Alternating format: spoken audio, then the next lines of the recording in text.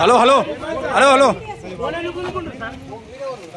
ఆయన జర్నలిస్ట్ అండి, జర్నలిస్ట్ అండి. అరే ఆయన జర్నలిస్ట్ అండి.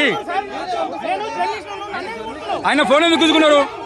ఆయన ఫోన్ ఏది? ఆయన ఫోన్ ఎందుకు గుంజుకున్నారు? హలో, అధికారులతో మాట్లాడుతున్నాం. అదేదా ఆయన ఫోన్ ఎందుకు గుంజుకున్నారు?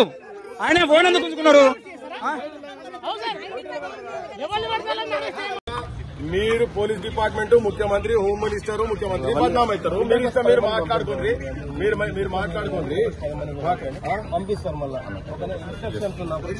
ఇప్పుడు మీ ఆఫీసర్ గారు మళ్ళీ లోపలికి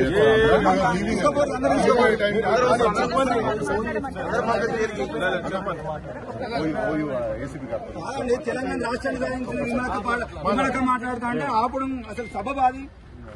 తెలంగాణ రాష్ట్రం కోసం ప్రాణాలు అర్పించడానికి సిద్ధమైన వ్యక్తులు ఏం మాట్లాడతారు?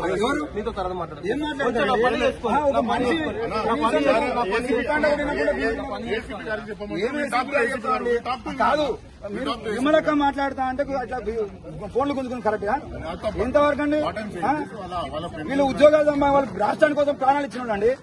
ఏం దీనికోసమేనా? వీళ్ళ రూబాబు కోసమేనా వాళ్ళు పాటలు పాడి తెలంగాణ సాధించుకున్నది?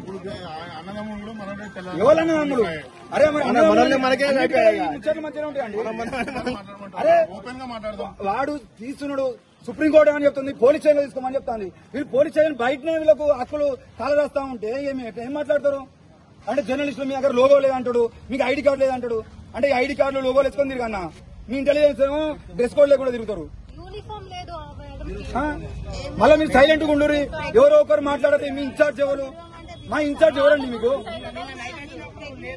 ఎవరు? మీ ఇన్ఛార్జ్ ఎవరండి? మీ ఎవరితో మాట్లాడాలి? ఉదయం నుండి మీడియా వాళ్ళ చిన్న కూర్చోవడానికి చేరలేదు అక్కడ. ఎవరు అంటే మీ మెడలో కాటేస్తుంది అన్న మీడియా అని. ఒక్క నిమిషం రాకేష్, ఒక్క నిమిషం.